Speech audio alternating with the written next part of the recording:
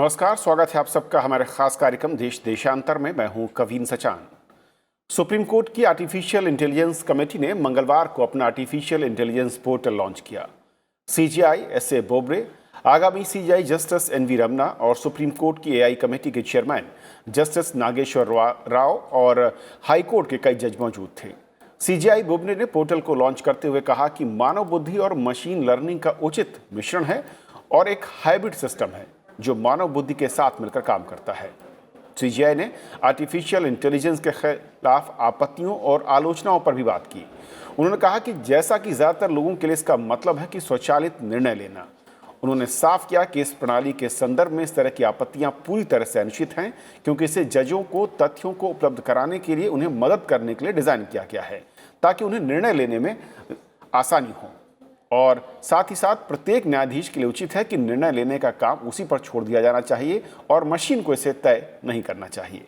उन्होंने कहा कि एआई टूल की शुरुआत न्याय तक पहुंच सुनिश्चित करने का एक बड़ा कदम है और ज़रूरतमंद लोगों को न्याय दिलाने में एक महत्वपूर्ण भूमिका ये अदा कर सकता है। तो समझिए कि मौजूदा जो हमारा सिस्टम है न्यायपालिका का, और जिस तरीके से उसमें पेंडेंसी की बात होती है या फिर तथ्यों को सही वक्त पर न्यायाधीशों के सामने लाने की बात होती है, एआई का रोल किस तरीके से और कितना बड़ा हो सकता है और इसके क्या बड़े फायदे भारतीय न्याय व्यवस्था में हम देख सकते हैं आने वाले वर्षों में, और ज़रूरत के मुताबिक इस वक्त उसके हालात कैसे नज़र आते हैं। हमारे साथ दो खास मेहमान हैं। हमारे साथ पीके मल्होत्रा सर हैं, former secretary ministry of law and justice government of India. Sir स्वागत है। और चारू प्रज्ञा हमारे साथ हैं, एडवोकेट हैं सुप्रीम कोर्ट में। चारू, आपका भी स्वागत है। शुरुआत मल्होत्रा सर आपसे करना चाहूँगा कि न्यायपालिका में एआई की शुरुआत किस तरीके से आप देखते हैं, और जब कहा जाता है कि दुनिया में सब कुछ एआई बेस्ड, एआई ड्रिवन होने जा रहा है, और ऐसे में भारतीय न्यायपालिका को इसकी ज़रूरत भी कितनी ज़्यादा दिखती है? कविंदर जी, सबसे पहले तो मैं ये कहना चाहूंगा कि मैं जो सुप्रीम कोर्ट ने ये पोर्टल एक लॉन्च किया है जिसका नाम है सुपेस। सुपेस का फुल फॉर्म है supreme court portal for assistance in court efficiency. मैं सुप्रीम कोर्ट के इस स्टेप का स्वागत करता हूं। हम बात करते हैं कि हमारी कोर्ट्स के अंदर पेंडेंसी बहुत ज्यादा है और उस पेंडेंसी को कम करने के लिए क्या क्या स्टेप उठाए जा सकते हैं। और जब उन स्टेप्स की बात करते हैं, जजेस के इनके स्ट्रेंथ की इंक्रीज की बात करते हैं, इंफ्रास्ट्रक्चर के इंक्रीज की बात करते हैं, हम use of information and communication technology की बात करते हैं, तो उसके साथ साथ अब यूज ऑफ आर्टिफिशियल इंटेलिजेंस भी एक इंपॉर्टेंट, आई थिंक उसका एक एंगल है। और मैं समझता हूं उस डायरेक्शन में ये सुप्रीम कोर्ट ने एक बहुत अच्छा स्टेप लिया है। और इस बात के लिए भी ये प्रशंसा का विषय है कि जो हमारी एक कमेटी बनाई गई थी, artificial intelligence committee, under the chairmanship of director justice Nageswara Rao, जो अभी काम कर रही है, केवल 2 साल से भी कम समय में इसको इन्होंने इंप्लीमेंट कर दिया है, लागू कर दिया है। जबकि अगर हम कंप्यूटराइजेशन और use of information and communication technology की जुडिशरी में बात करें, तो ये प्रोसेस मिड 90s में शुरू हुआ था। मतलब हमें 25 साल से ऊपर लग गए इस स्टेज तक पहुंचने में। जब स्टार्ट हुआ तो स्टार्ट हुआ कि हमें सभी कोर्ट्स को कंप्यूटर प्रोवाइड करने हैं। कंप्यूटर प्रोवाइड करने के बाद में हमने ये कहा कि कंप्यूटर के ऊपर सिर्फ आपको इंफॉर्मेशन मिलेगी, लेकिन हमारा कम्युनिकेशन जो था वो नहीं हुआ। फिर हमारा वन वे कम्युनिकेशन स्टार्ट हुआ कि लिटिगेंट तो अप्रोच कर सकता है कोर्ट को थ्रू कंप्यूटर, लेकिन कोर्ट जो है लिटिगेंट को अप्रोच नहीं करती थी। फिर एक स्टेज आई जब आपको जजमेंट भी थ्रू जो है कंप्यूटर मिलनी शुरू हो गई। आप अपने डॉक्यूमेंट्स भी जो हैं थ्रू टेक्नोलॉजी जो है कोर्ट में फाइल कर सकते हैं, वो स्टेज आई। और अभी because of covid pandemic stage I कि जब आपने कोर्ट की वर्चुअल हियरिंग भी स्टार्ट कर दी। हालांकि वर्चुअल हियरिंग का फायदा सब लोगों को नहीं हुआ, ऐसा कहना है कि एक ही पर्टिकुलर सेक्शन जो है उसको इसका बेनिफिट हुआ। लेकिन मैं समझता हूं अगर इसको लंबे समय के हिसाब से देखा जाए, फ्यूचर के हिसाब से देखा जाए, तो फ्यूचरिस्टिक अप्रोच को ध्यान में रखते हुए ये एक बहुत ही अच्छा कदम था। हालांकि हमारे ऊपर फोर्स किया गया, लेकिन आने वाले समय में बहुत सारे ऐसे मैटर हैं जिनका डिसीजन थ्रू वर्चुअल कोर्ट के द्वारा किया जा सकेगा। आर्टिफिशियल इंटेलिजेंस भी उसी डायरेक्शन में एक बहुत अच्छा स्टेप है।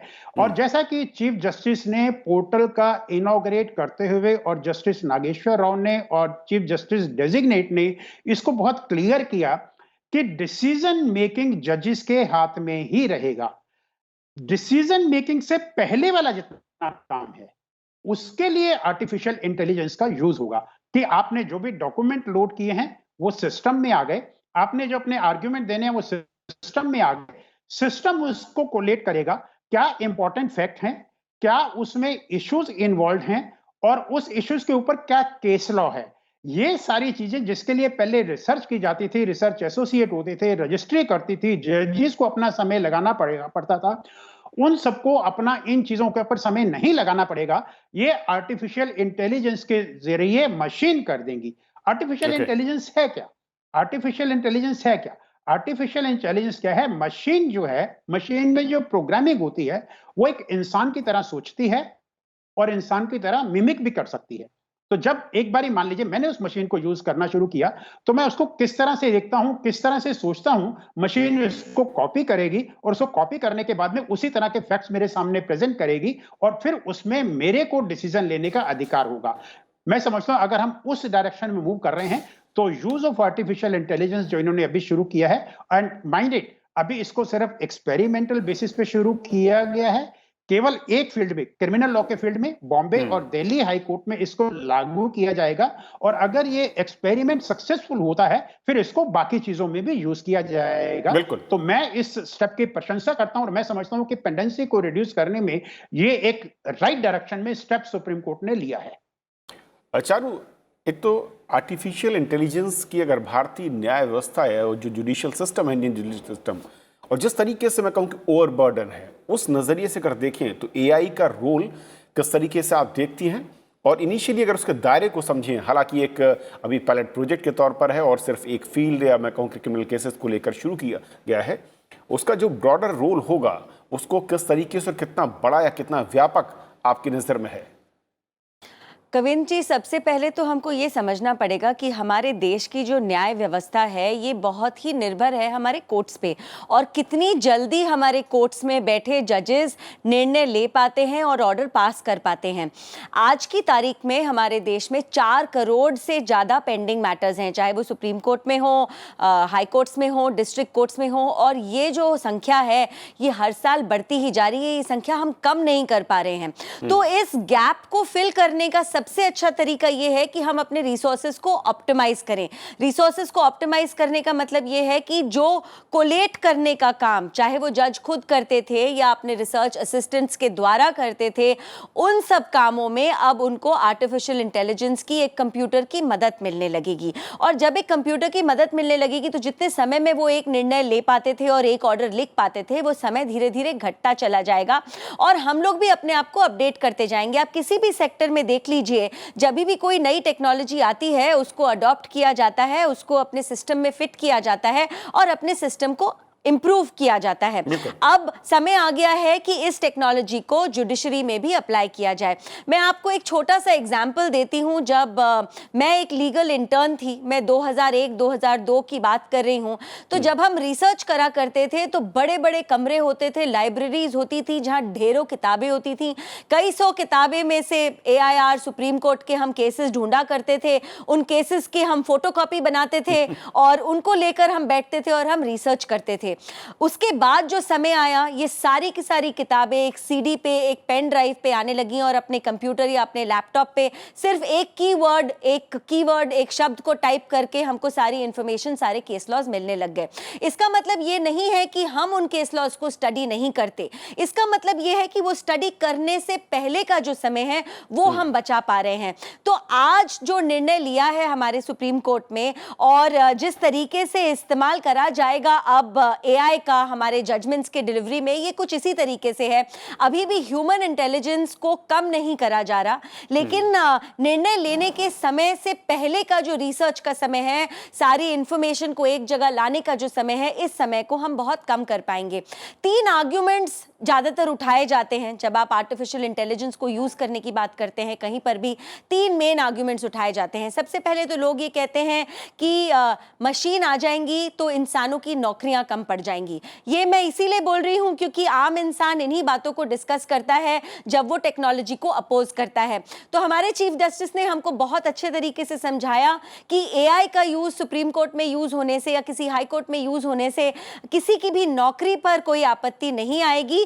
केवल जो नौकरी पे हैं, चाहे वो जजेस हों या जजेस के स्टाफ हों, उनको सहायता मिल जाएगी। जो दूसरा हमेशा ऑब्जेक्शन उठाया जाता है वो ये कहा जाता है कि ये एक जजमेंट को अफेक्ट करेगा, क्योंकि हमारे जो जजमेंट्स हैं वो ह्यूमन रिलेटेड हैं, ह्यूमन डिस्कशंस होने ज़रूरी हैं, और अगर आप केवल आर्टिफिशियल इंटेलिजेंस को यूज़ करेंगे तो वो जजमेंट को अफेक्ट करने लग जाएगा। तो इसके लिए भी हमारे चीफ जस्टिस ने साफ बताया है कि जो ह्यूमन इंटेलेक्ट है वो ही निर्णय लेगा, लेकिन ह्यूमन इंटेलेक्ट को एक अच्छा निर्णय लेने के लिए जो भी रिसर्च की जरूरत है वो प्रोवाइड करी जाएगी। और तीसरा आर्गुमेंट ये यूज किया जाता है कि एक एआई का जो सिस्टम होता है वो डिपेंडेंट ऑन इट्स मेकर्स होता है। तो आर्टिफिशियल इंटेलिजेंस वैसे काम करती है जैसे उसके मेकर उससे काम कराना चाहते हैं। एक कंप्यूटर का अगर सिस्टम है, आप उसमें जो रॉ इंफॉर्मेशन फीड करेंगे, आउटपुट उसी हिसाब से होगा। आउटपुट निर्भर उस बात पर होगा कि आपने रॉ इनपुट क्या डाला है। तो यहां पर भी हमको ये समझना पड़ेगा कि हमारे देश में ढेर सारे केसेस ऐसे हैं जो ऑटोमेटेड हैं। मैं आपको एग्जांपल बताती हूं, जैसे कि आप नेगोशिएबल इंस्ट्रूमेंट्स एक्ट की बात करें, चेक बाउंस का केस हो गया, या मोटर व्हीकल एक्ट की बात करें जो रेगुलर फाइन्स के केसेस हो गए, या फिर कॉन्ट्रैक्चुअल या कॉर्पोरेट लॉ की बात करें जहां पर ज्यादातर केसेस बहुत ही ऑटोमेटेड होते हैं। तो इन केसेस में तो बहुत ही ज्यादा सहायता हो जाएगी और ये केसेस जल्दी जल्दी खत्म हो जाएंगे।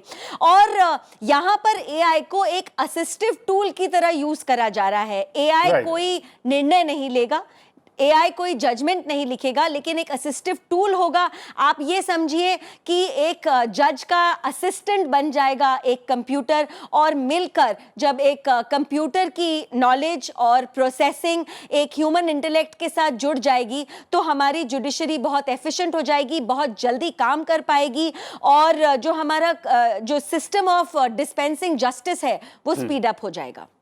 बोलो तो सर, जो शाहरुख करी उसमें एक मैं समझना चाहूँगा कि अभी जो मौजूदा सिस्टम है भारतीय न्याय व्यवस्था का, उसमें जो डिले है, केसेस जो बहुत लंबे चलते हैं, और जो कि पेंडेंसी की बात कहूँ, कुछ दिन पहले ही जो सीजेआई उन्होंने एक बयान में कहा था कि करीब अगर हम पेंडेंसी को देखें और जो रफ्तार है तो उसमें तो करीब 200 साल से ज़्यादा का वक्त लगेगा अगर सारे केसेस को इसी रफ्तार से हम आगे निपटाने की कोशिश करेंगे। तो जो देरी होती है, क्या उन देरी के कारणों को एआई दूर कर पाएगा, या फिर अभी भी हमें कुछ और ऐसे रास्ते हैं जिन पर कहीं ना कहीं कुछ चेक बैलेंस या कुछ नए सिस्टम को अडॉप्ट करने की जरूरत होगी?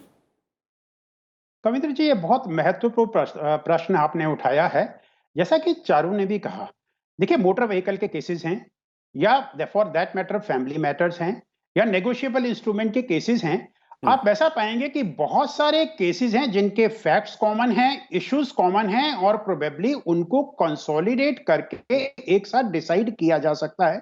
और जब आप एक साथ उनको क्लब करके डिसाइड करेंगे तो उनका डिस्पोजल भी जल्दी होगा और कोर्ट्स की पेंडेंसी भी कम होगी। मैं आपको अपना पर्सनल एक्सपीरियंस एक एग्जांपल बताता हूं।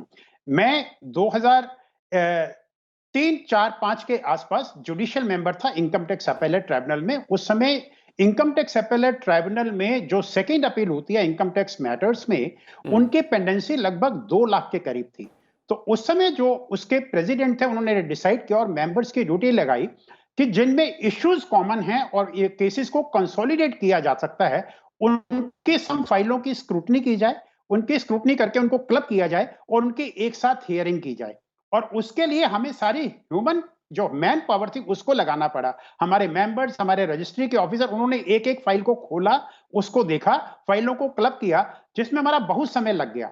अगर ये आर्टिफिशियल इंटेलिजेंस हमारे पास उस समय भी यूज हो रही होती और हमारे पास ये सारा डेटा कंप्यूटर में अवेलेबल होता, तो उनको कंसोलिडेट करने में हमें शायद कुछ ही बहुत कम समय लगता और उसका बहुत जल्दी डिस्पोजल हो जाता। लेकिन ह्यूमन इंटरवेंशन के साथ अगर हम उस पेंडेंसी को 2 लाख से लगभग 80,000 के करीब लेके आए उस समय में, और अगर आज हम इंटेलिजेंस को, आर्टिफिशियल इंटेलिजेंस को यूज करेंगे, तो इस तरह के ऐसे केसेस जिनमें कॉमन इश्यूज हैं, फैक्ट्स कॉमन हैं, लीगल इश्यूज कॉमन हैं, उनको क्लब करके हम जल्दी डिस्पोज ऑफ कर सकते हैं। पर जैसा चारू ने कहा, जैसा कि चीफ जस्टिस ऑफ इंडिया ने अपनी स्पीच में भी बोला, अल्टीमेट डिसीजन टेकिंग जजेस के पास ही रहेगा।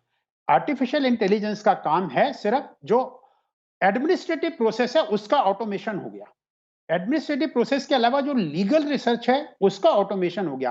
क्या लीगल इश्यू इन्वॉल्व है, उस लीगल इश्यूज के ऊपर कानूनी प्रावधान क्या कहते हैं, उस लीगल इश्यूज के ऊपर क्या क्या जजमेंट्स अवेलेबल हैं, वो सब जब जज के सामने आ जाएंगे तो जज के पास बहुत सारा समय बचेगा और उसको निर्णय लेने में बहुत आसानी होगी। ये सिर्फ जजेस के लिए नहीं है, ये पूरे लीगल प्रोफेशन के लिए है। एडवोकेट्स को भी इसमें बहुत हेल्प मिलेगी और इश्यूज को क्रिस्टलाइज करके वो कोर्ट के सामने पेश कर सकेंगे ताकि कोर्ट्स को भी उसको डिसीजन लेने में आसानी हो। मुझे याद आ रहा है कल जब रमन्ना साहब ने ये बात कही तो उन्होंने एक बात और कही कि टेक्नोलॉजी के यूज से हमारी जो जजमेंट्स है उनका और डॉक्यूमेंट्स का अलग अलग भाषाओं में जो हमारे संविधान में प्रेस्क्राइब्ड है, हमारे संविधान के शेड्यूल 8 में प्रेस्क्राइब है, उसके अंदर ट्रांसलेशन होता है। और आर्टिफिशियल इंटेलिजेंस की वजह से आज कम से कम 11 डिफरेंट लैंग्वेजेस में तुरंत उनका ट्रांसलेशन अवेलेबल हो पा रहा है, जो ट्रांसलेशन पहले 2 साल बाद या 3 साल बाद या 4 साल बाद पहले अवेलेबल होता था। तो उससे क्या होता है कि एक आदमी को, जब आम आदमी को जिसके लिए जजमेंट दिया गया है, उसको जजमेंट को समझने में भी आसानी होती है। तो मैं समझता हूं ये एक बहुत ही अच्छा स्टेप है और डिसीजन लेने में भी आसानी होगी जजेस को, वकीलों को केस तैयार करने में आसानी होगी और केसेस के कंसोलिडेशन में आसानी होगी। जब केसेस को कंसोलिडेट करके डिसाइड किया जाएगा तो कोर्ट्स में डेफिनेटली पेंडेंसी जो है वो कम होगी। अब मैं इसके दूसरे हिस्से में आता हूं सर, जहां पर हालांकि सीजेआई ने साफ किया कि फैसले लेने का काम जजों के पास होगा, सिर्फ फैसले में जो तथ्य हैं वो मदद के तौर पर, सहायता के तौर पर एआई काम करेगा। लेकिन दुनिया के कुछ देशों में चारों इस तरह के एग्जाम्पल्स हैं जहां पर लोअर कोर्ट्स में या जो कॉमन केसेस हैं जिन पे सबसे ज़्यादा पेंडेंसी नज़र आती है या फिर बेल के केसेस होते हैं, वहां पर एआई का इस्तेमाल फैसले तक भी किया गया है और उसके नतीजे काफ़ी अच्छे रहे हैं। हम इससे क्या अपना सकते हैं, उसके खतरे क्या हैं और हम बचना क्यों चाहते हैं इससे? कविंद्र जी, पहले तो जो बाकी विश्व के डेवलप्ड नेशंस हैं वहाँ से हम अपनी तुलना इस समय नहीं कर सकते। उसकी वजह यह है कि जब हम कोई नई टेक्नोलॉजी अपने कोर्ट्स में लाएंगे तो 2-3 चीज़ें बहुत महत्वपूर्ण हैं। सबसे ज़्यादा महत्वपूर्ण है ट्रेनिंग। हमने एक सिस्टम तो इंट्रोड्यूस कर दिया, लेकिन कितने जजेस इस सिस्टम का इस्तेमाल कर पाएंगे ऑप्टिमली, कितने जजेस इस सिस्टम को समझ पाएंगे और अपने जजमेंट्स में उसकी सहायता ले पाएंगे। तो सबसे पहले अगर हमको एआई यूज़ इन जुडिशरी बढ़ाना है, हमें पहले तो ट्रेनिंग करनी होगी बहुत एक्सटेंसिव तरीके से। और ट्रेनिंग हम उन लोगों की करेंगे जो आज जजेस की कुर्सियों पे बैठे हैं। उससे एक कदम आगे बढ़ के मैं ये कहूंगी, हमको इसको अपने करिकुलम में एक सब्जेक्ट मैटर बनाना पड़ेगा। हमें अपने करिकुलम में इंट्रोड्यूस करना पड़ेगा हम आर्टिफिशियल इंटेलिजेंस को कैसे अपने लीगल सिस्टम में सही तरीके से अडॉप्ट कर सकते हैं। और जब ये हमारी ट्रेनिंग का, हमारी एजुकेशन का, हमारे करिकुलम का हिस्सा बन जाएगा, तब हम इसको और आगे ले जाकर कंप्लीटली ऑटोमेटेड सिस्टम्स में इस्तेमाल कर पाएंगे। एआई का इस्तेमाल 2 तरीकों से होता है। एक तो होता है जैसा अभी हम डिस्कस कर रहे हैं असिस्टिव ओनली, और एक होता है एब्सोल्यूट। आज भी हमारे देश में बहुत सारे केसेस ऐसे होंगे जहां पर हम एआई का एब्सोल्यूट इस्तेमाल कर सकते हैं और उसको करने से ह्यूमन एरर ही रिड्यूस होगा, ह्यूमन टाइम ही रिड्यूस होगा। लेकिन शायद एज अ कंट्री मुझे लगता है हम उस समय पर नहीं पहुंचे हैं जहां हम एब्सोल्यूट यूटिलाइजेशन ऑफ एआई इस समय कर पाएं। लेकिन आने वाले समय में हमको इस चीज का इस्तेमाल जरूर करना पड़ेगा। आपने बेल का एग्जाम्पल लिया, बहुत लिमिटेड नंबर ऑफ केसेस होते हैं बेल के जिसमें रिपीटेड आर्ग्यूमेंट्स की जरूरत होती है कोर्ट में और बहुत डेलिबरेशंस की जरूरत होती है। काफी सारे बेल मैटर्स ऐसे भी होते हैं जहां पर एक फंक्शनरी फाइन होता है, 200 रुपए का फाइन है, थोड़े समय का इम्प्रिजनमेंट है, और ये रूटीन मैटर्स होते हैं जिसमें बहुत सारे हमारा ह्यूमन रिसोर्स भी ऑक्यूपाइड रहता है, जिसको इस केस में से निकलना होता है, उसका भी बहुत सारा समय इसमें ऑक्यूपाइड रहता है, हमको वकील ढूंढने पड़ते हैं।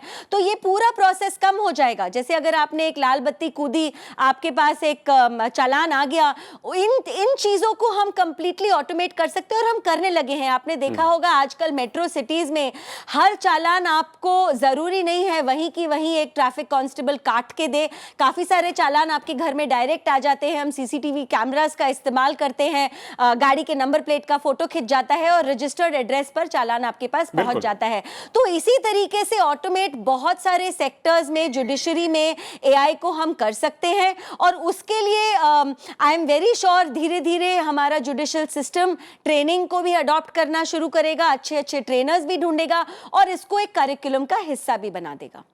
चारू, एक और पॉइंट जो सोशल मीडिया में काफ़ी ज़्यादा जिसके बारे में चर्चा हो रही है, मुझे बहुत ये तय नहीं है कि ये सत्य है नहीं है। लोग कह रहे हैं कि एआई के इस्तेमाल बढ़ने के साथ भारत में आम पब्लिक को वकालत या वकीलनामे के लिए, यानी कि केस लड़ने के लिए वकीलों की उतनी ज़रूरत नहीं रहेगी, निर्भरता कम हो जाएगी और केस लड़ना आसान और सस्ता हो सकता है। क्या वाकई ऐसा हो सकता है? आप बिल्कुल ठीक कह रहे हैं और ऐसा होगा। मैं एक एग्जाम्पल यूज करूंगी इनकम टैक्स फाइलिंग का। एक समय था जब इनकम टैक्स फाइलिंग इतना टीडियस माना जाता था कि आप एक एक्सपीरियंस सीए के बिना इस काम को नहीं कर पाते थे, लेकिन जब सरकार ने इसको सिंप्लीफाई किया, आप एक क्लिक के साथ अपने कंप्यूटर पे अपना इनकम टैक्स अपने आप भर सकते हैं। तो आपके पैसे बच रहे हैं, आपके एफर्ट बच रहे हैं और ओवरऑल देश का जो समय है और एनर्जी है वो कहीं और इस्तेमाल हो रही है। तो जुडिशरी में भी यही होगा। एक तो जो सिंपल ऑटोमेटेड प्रोसेसेस है वहां पर आपको वकील नहीं ढूंढने पड़ेंगे, आपको खर्चे नहीं करने पड़ेंगे, आप उसको खुद से कर पाएंगे। और एक जो ह्यूमन एरर का स्कोप है, ह्यूमन एरर इन जॉब्स में काफी होता है। जैसे हम डिस्कस कर रहे थे अभी तक, सारे रिसर्च असिस्टेंट करते हैं, जूनियर्स करते हैं या क्लर्क्स करते हैं। काफी बार रिसर्च अपने मूड पर भी डिपेंडेंट होती है। ऐसे मजाक मजाक में कहा जाता है कि लंच टाइम से पहले निर्णय स्ट्रिक्ट लिए जाते हैं, लंच टाइम के बाद थोड़े हल्के हो जाते हैं। लेकिन जोक्स अपार्ट, ह्यूमन एरर का जो एस्पेक्ट है हमारे जुडिशियल डिसीजंस में वो बहुत बड़ा है और इस ह्यूमन एरर को हम कट कर पाएंगे जब पहले का पूरा प्रोसेस एआई डोमिनेटेड हो जाएगा।